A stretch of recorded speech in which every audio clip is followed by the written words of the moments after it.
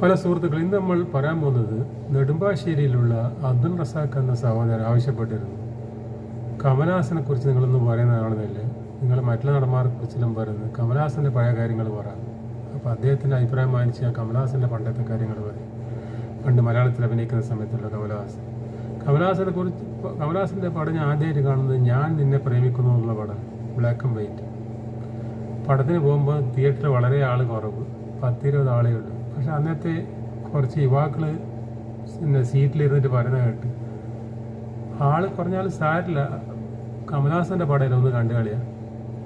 അപ്പോൾ ഞാൻ കമലഹാസൻ്റെ മഹത്വത്തെ കുറിച്ച് അറിയുന്നത്. അന്ന് ബിഗസ്റ്റ് സൂപ്പർ സ്റ്റാർ പ്രേംനസീർ സാറിൻ്റെ പടത്തിന് മാത്രമേ ഹൗസ്ഫുള്ളായിട്ട് ജനങ്ങളുണ്ടാവും. മറ്റുള്ള നടന്മാർന്നെല്ലാം ഇങ്ങനെ ആൾക്കാർ അറിഞ്ഞറിഞ്ഞ് വരും. അതുപോലെ കമലഹാസൻ ഈ പടത്തിന് വളരെ ആൾ കുറവാണ്. പക്ഷെ പടം കണ്ടു നോക്കുമ്പോൾ നല്ല പടം, ഞാൻ നിന്നെ പ്രേമിക്കുന്നു, നല്ല കോമഡി കമലഹാസൻ. അതിലൊരു അച്ഛൻ എന്ന് പറഞ്ഞൊരു കോമഡി നടനുണ്ട്, അയാൾ പേരിന് അച്ഛൻ എന്ന്.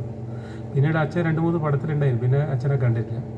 കമലഹാസൻ്റെ കൂട്ടുകാരനായിട്ട് അതിങ്ങനെ കൊള്ളസംഘത്തിലെല്ലാം അകപ്പെട്ടു പോകുന്നത്.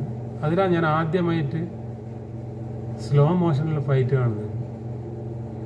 സ്ലോ മോഷനിലെ ഫൈറ്റ് അന്ന് 75-ലാന്ന് ഓർക്കണം, 75-ലാണ് സ്ലോ മോഷൻ ഫൈറ്റ്. ആൾക്കാരുടെ ധാരണ ഈ അങ്ങാടിയിലും ഞാൻ മാത്രത്തിലാണ് സ്ലോ മോഷൻ ആദ്യം വന്നതെന്ന്.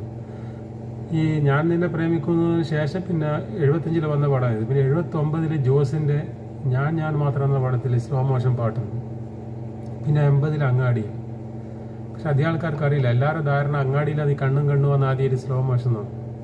അപ്പം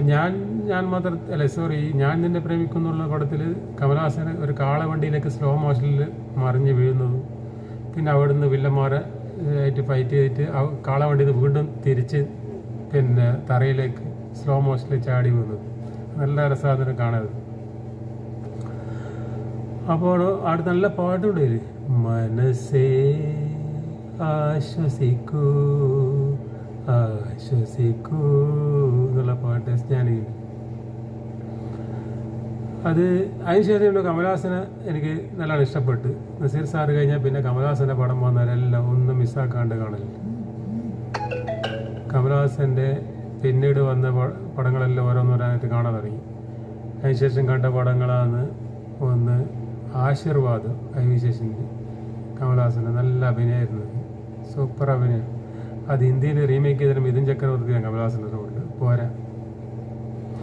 പിന്നെ കമലഹാസൻ്റെ പടം കണ്ടത് അഷ്ടമംഗല്യം, അതിലൊരു അഡ്വക്കേറ്റായിട്ടാണ്, ശാരദയാണ് പിന്നെ നായിക, അഷ്ടമംഗല്യം. പിന്നെ